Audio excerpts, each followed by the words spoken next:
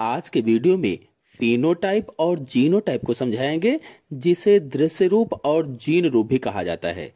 तो फिनोटाइप और जीनोटाइप का प्रयोग जोहानसन ने किया था। इन शब्दों का प्रयोग किसने किया? जोहानसन में किया था। चलिए इन दोनों को एक एक करके समझा देते हैं। तो पहला है फिनोटाइप। इसे दृश्य रूप या लक्षण प्रारूप भी कहते हैं। इसे दूसरे किन नामों से जाना जाता है? दृश्य रूप और लक्षण प्रारूप भी कहा जाता है। और इसकी परिभाषा होगी कि किसी जीव के बाह्य लक्षणों को फिनोटाइप कहा जाता है। जो जीव के बाह्य लक्षण होते हैं उन्हें ही क्या कहते हैं? फिनोटाइप कहते हैं। मतलब किसी जीव के शरीर का संगठन जो बाहर से आंखों द्वारा दिखाई देता है, आंखों द्वारा, उसे ही फिनोटाइप कहा जाता है।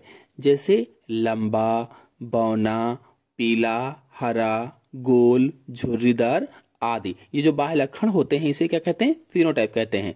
अतः हम कह सकते हैं कि फिनोटाइप अथवा लक्षण प्रारूप जीव के विभिन्न गुणों जैसे आकार, रंग, आकृति आदि को व्यक्त करता है।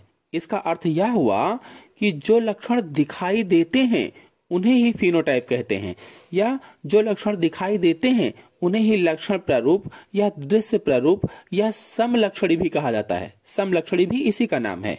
चलिए अब जीनोटाइप को समझा देते हैं। तो इसे जीन रूप या समजीनी भी कहा जाता है। इसके दूसरे नाम क्या है? जीन रूप या समजीनी भी कहते हैं। और इसकी परिभाषा होगी कि किसी जीव की जीनी संरचना को जीनोटाइप कहते हैं। जीव की जो जीनी संरचना होती है उसे ही क्या कहा जाता है? जीनोटाइप कहा जाता है। इस लाइन का अर्थ हुआ कि जीन प्रारूप अथवा जीनोटाइप जीव की आनुवांशिक संरचना को व्यक्त करता है। आनुवांशिक संरचना को मतलब जीनोटाइप जीव की जीनी संगठन को व्यक्त करता है। जो जीव होता है उसके जीनी संगठन को प्रदर्शित करता है या व्यक्त करता है, जो कि उसमें विभिन्न लक्षणों को निर्धारित करता है। क्या करता है वो? विभिन्न लक्षणों को निर्धारित करता है। और इसका अर्थ हुआ कि जो लक्षण बाहर से दिखाई नहीं देते हैं उन्हें ही जीनोटाइप कहा जाता है। और फिनोटाइप भी क्या था? जो लक्षण बाहर से दिखाई दें उन्हें ही फिनोटाइप कहते हैं, और जो लक्षण बाहर से दिखाई ना दें उन्हें ही जीनोटाइप कहते हैं। और जीन प्रारूप अथवा जीनोटाइप को प्रायः कैपिटल टी, स्मॉल टी और स्मॉल टी संकेताक्षरों से व्यक्त किया जाता है।